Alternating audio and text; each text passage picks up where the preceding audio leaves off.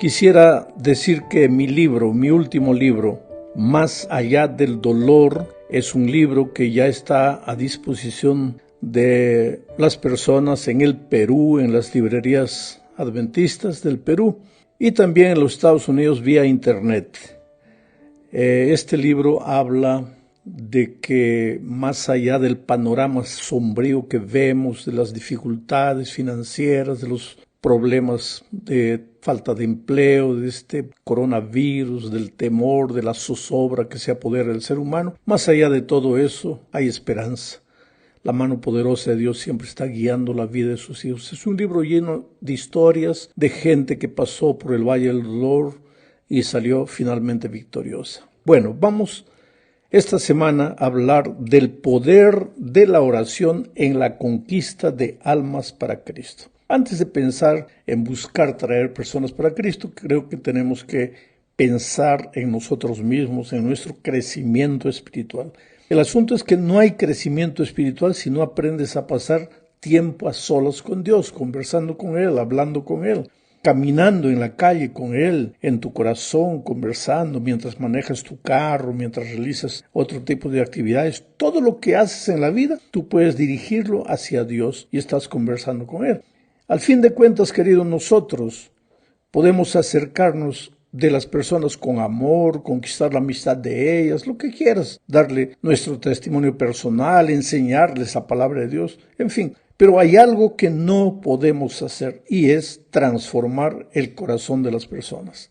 La conversión es un trabajo eminentemente divino y a nosotros como seres humanos solo nos resta orar y clamar a Dios para que el Espíritu de Dios transforme la vida de esas personas. Asimismo, aunque el Espíritu trabaje, si las personas no abren el corazón, pues Jesús dice, yo estoy a la puerta de tu corazón y llamo. Si me abres, entro, pero si no me abres, ¿qué voy a hacer? Entonces, nosotros como seres humanos debemos colocarnos en las manos de Dios. Y aquí entra el papel, el trabajo maravilloso de la oración. Empecemos hablando del conflicto cósmico. Pablo, escribiendo a los Efesios, en el capítulo 6, versículo 12, dice, porque no tenemos lucha contra sangre y carne, sino contra principados, contra potestades, contra los gobernadores de las tinieblas de este siglo, contra huestes espirituales de maldad en las regiones celestes. Sabes que hay mucha gente que no se da cuenta de que por tras de todo lo que vemos está la mano del diablo tratando de quitarle a Dios la adoración, la soberanía, la autoridad. Este problema del coronavirus, los problemas de las guerras, de los terremotos, no son provocados por Dios. El diablo trae el dolor al mundo, pero quiere hacerle creer a los seres humanos que Dios los está castigando, que Dios está mandando todas estas cosas horribles. ¿Y para qué?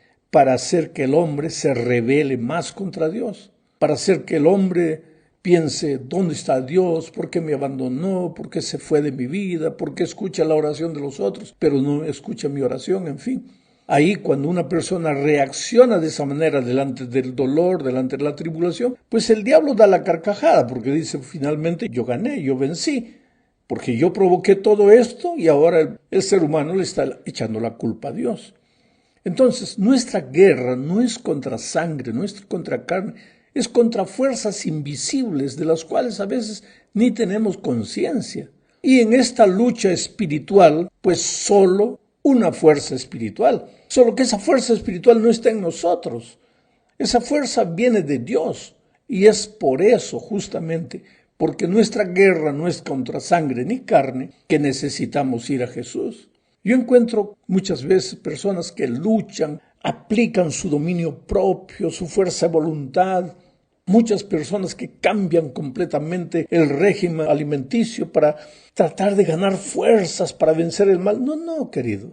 Yo no digo que el cristiano no tenga que tener un régimen alimenticio correcto, pero si tú piensas que por eso vas a tener fuerzas para derrotar al mal, estás completamente equivocado. Porque nuestra lucha no es contra sangre y carne, nuestra lucha es contra una fuerza espiritual. Claro que tienes que vivir de manera saludable, pero más tienes que doblar tus rodillas y aprender a vivir las 24 horas en espíritu de oración, además de la oración arrodillado, una oración establecida, aprender a vivir constantemente dependiendo de Dios. En la segunda parte hablaremos de Jesús como nuestro gran intercesor. Jesús, a lo largo de su ministerio, fue un hombre de oración. Oró en la hora de su bautismo. Oró antes de iniciar su ministerio. Pasó 40 días orando y ayunando. Antes de escoger a sus discípulos, pasó una noche entera orando. Las grandes obras que él realizaba, de hacer andar paralíticos, curar leprosos, no eran resultado de su fuerza divina. Es verdad que Jesús nunca dejó de ser Dios. Él tomó la forma humana, pero nunca dejó de ser Dios. Nunca perdió sus poderes de Dios. Pero al venir a la tierra hizo un trato con su Padre, de que en la tierra no usaría sus poderes divinos para nada. Por eso, en el desierto de la tentación, el diablo quiso hacerlo usar sus poderes divinos. Y si lograba eso, hacía pecar a Jesús. Jesús hizo un trato con su Padre al venir a este mundo, que en este mundo no usaría para nada sus poderes divinos.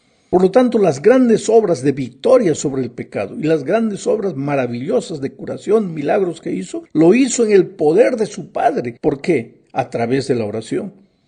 Hay en la Biblia un incidente elocuente del poder de la oración. Si tú revisas los 4 evangelios, vas a ver muchas veces que Jesús se retiraba. Jesús era un hombre solitario. Se retiraba a las montañas, doblaba sus rodillas, conversaba con su Padre. A veces las sombras de la noche llegaban y él estaba arrodillado. Y cuando al día siguiente la luz del sol salía, él continuaba arrodillado. Después bajaba de la montaña, de su lugar solitario de oración, y llegaba a las multitudes con poder. Ese es el incidente que encontramos en Marcos capítulo 9. Voy a leer los versículos 14, 17, después del 20 al 28. Dice así: Cuando llegaron a donde estaban los otros discípulos, y esto habla de cuando Jesús fue al monte de la transfiguración y pasó orando y clamando a Dios. Entonces, cuando llegaron a donde estaban los otros discípulos, los encontraron rodeados de una gran multitud. De entre la multitud, uno le dijo al maestro: Te he traído a mi hijo. Tiene un espíritu que lo ha dejado mudo. Cada vez que se posesiona de él, lo sacude. Entonces mi hijo echa espuma por la boca, rechina los dientes y se queda rígido. Les pedí a tus discípulos que expulsaran a ese espíritu, pero no pudieron. Jesús dijo: ¡Ay, gente incrédula! ¿Hasta cuándo tendré que estar con ustedes? ¿Hasta cuándo tendré que soportarlos? Esa frase me impresiona. No se trataba de la incredulidad de las personas que estaban ahí, que no conocían a Cristo. Se trataba de la incredulidad también de sus discípulos.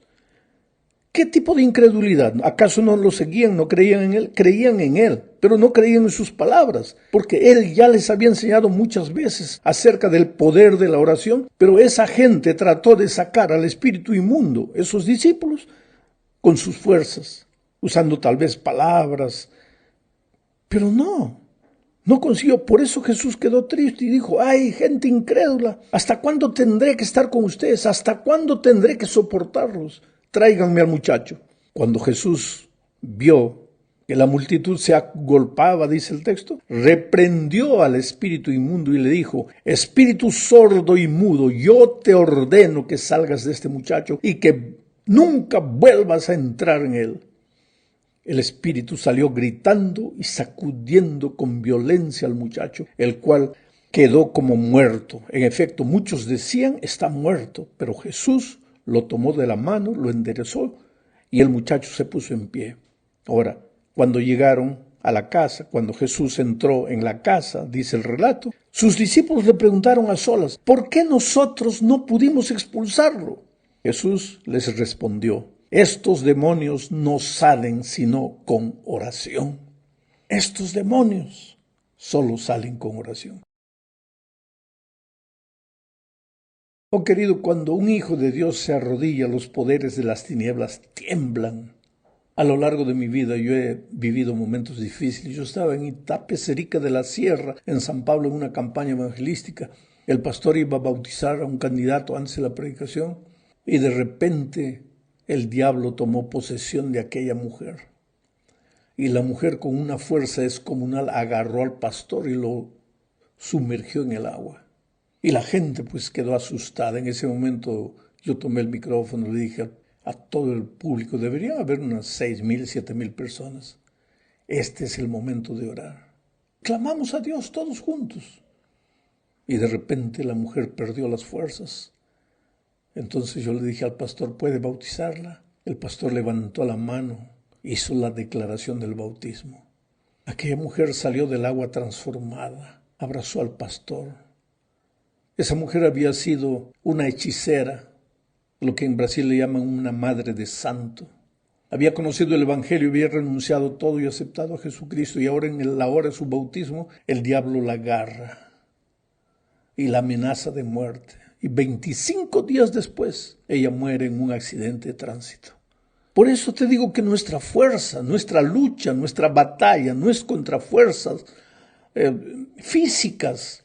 No es nuestro cuerpo, nuestro dominio de voluntad, nuestra fuerza que va a vencer, solo Dios. Y eso buscando el poder divino a través de la oración. Las palabras de Jesús son elocuentes. Estos demonios solo salen con oración. Oh querido, el diablo existe. En medio del conflicto de los siglos, nosotros estamos allá. A veces no podemos verlo, pero existe y trabaja contra nosotros. A veces se mete en una botella de licor, en una cajetilla de cigarros, en la droga, en la promiscuidad, solo para destruir la vida de sus hijos. Pero no tenemos que tener miedo, porque Jesús le dijo a Pedro, mira, Lucas 22, 31 y 32, Jesús le dijo a Pedro, Simón, Simón, Satanás ha pedido sacudirlos a ustedes como si fueran trigo, pero yo he rogado por ti para que no te falte la fe, y tú cuando hayas vuelto deberás confirmar a tus hermanos. Esas palabras no fueron solo para Simón, son para ti y para mí también. El diablo quiere destruirnos, nos va a sacudir, nos va a meter al fuego de la tentación, va a hacer lo que pueda y lo que no pueda para acabar con nuestra vida. Pero no tenemos que tener miedo. ¿Por qué? Porque el Señor Jesucristo está intercediendo por nosotros. Él es nuestro gran intercesor. Veamos ahora las oraciones intercesoras de Pablo. Efesios 1, 15 al 21, dice, por esta causa también yo, desde que supe de la fe de ustedes, de los efesios, en el Señor Jesús, y del amor que ustedes tienen para con todos los santos, no ceso de dar gracias por ustedes al recordarlos en mis oraciones. O sea, Pablo oraba por los efesios, pidiendo ¿qué cosa en favor de ellos? Primero, para que el Señor, para que el Dios de nuestro Padre Jesucristo, el Padre de gloria, les dé espíritu de sabiduría. Pablo oraba para que Dios les diese a los efesios espíritu de sabiduría. O sea, equilibrio, sensatez, sentido común. A veces vemos en la iglesia falta de sabiduría.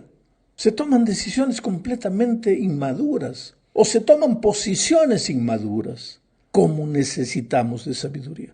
¿Y qué más pide Pablo en su oración intercesora en favor de los efesios? Dice, pido también que Dios les dé la luz necesaria para que sepan cuál es la esperanza a la cual los han llamado. Quiere decir, que Dios ilumine su entendimiento para que no se dejen engañar, para que sepan cuál es la esperanza a la cual los ha llamado.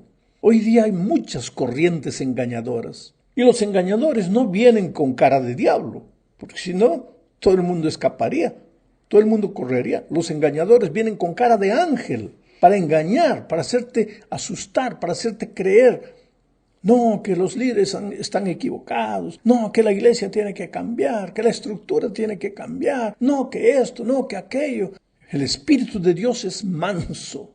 Cuando alguien viene a ti tratando de engañarte y cuando al hablar o criticar a la iglesia, a sus líderes, los ojos de esa gente parece que van a salir de las cuencas de los ojos, no creas en esas palabras. Pablo oraba intercediendo por el pueblo de Efeso y pidiendo sabiduría y para que no se deje engañar.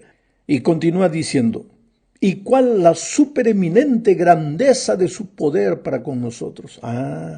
Pablo también quiere que los efesios reciban el poder, la grandeza del poder de Dios. No solo la teoría, sino el poder de Dios. Ese es el texto de Pablo, interesante. Voy a seguir leyendo. La cual operó en Cristo y lo resucitó de entre los muertos, el poder de Dios, y lo sentó a su derecha en los lugares celestiales, muy por encima de todo principado, autoridad, poder y señorío, y por encima de todo nombre que se nombra, no solo en este tiempo, sino también en el venidero. Ahí está, ese es tu Dios poderoso.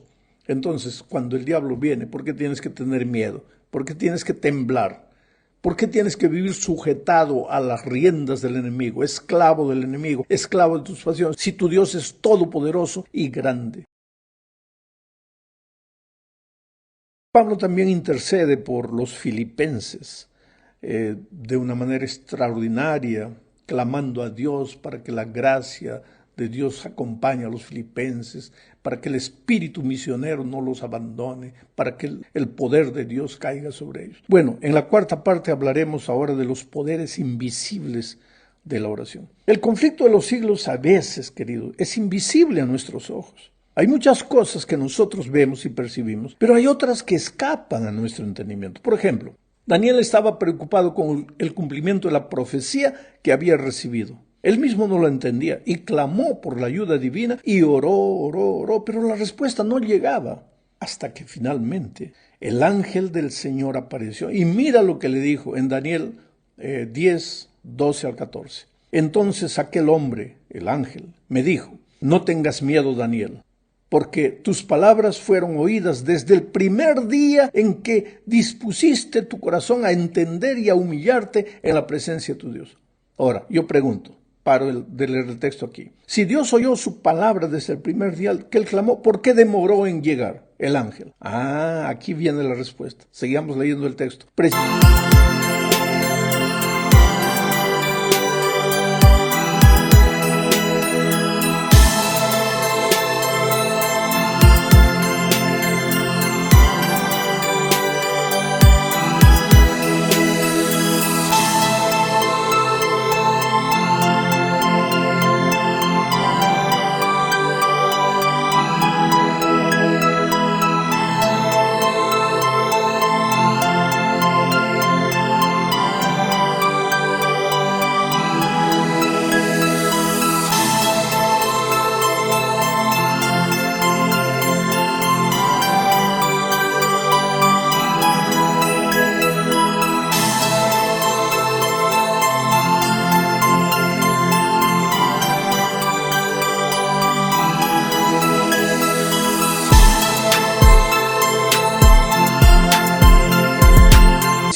por causa de tus palabras he venido. El príncipe del reino de Persia se me enfrentó durante 21 días, pero Miguel, que es Jesucristo, que es uno de los príncipes más importantes, vino a mí en mi ayuda y me quedé allí con los reyes de Persia. Ahora he venido para hacerte saber lo que va a suceder a tu pueblo en los últimos días. La visión es para esos días. ¿Qué está queriendo decir aquí?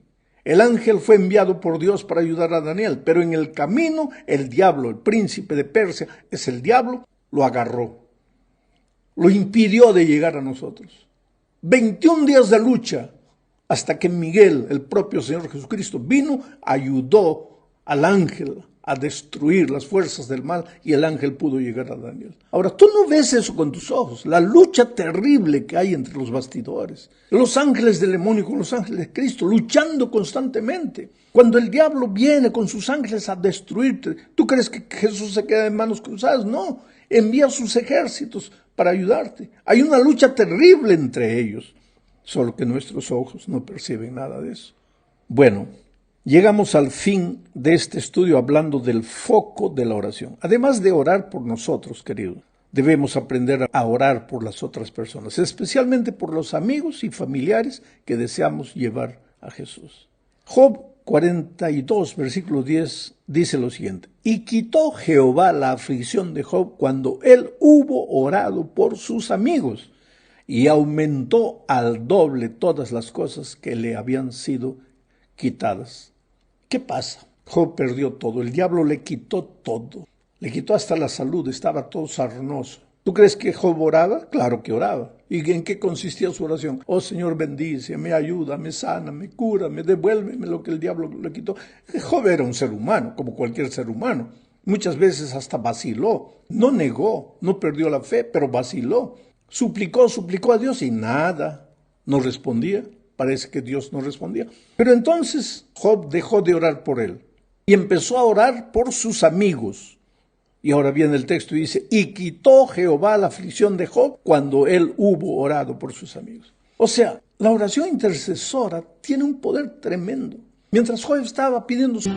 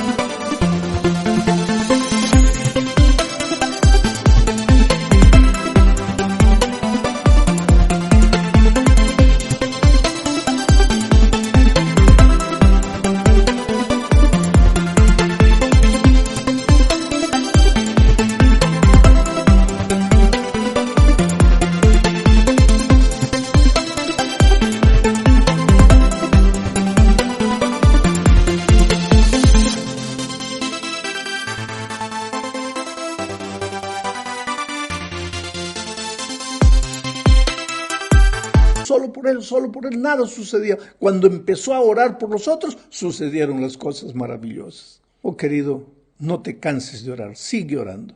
No ores solo por ti, ora especialmente por tantas personas que necesitan de Jesús. Yo conozco historias interesantísimas. Había una pareja que tenía un hijo.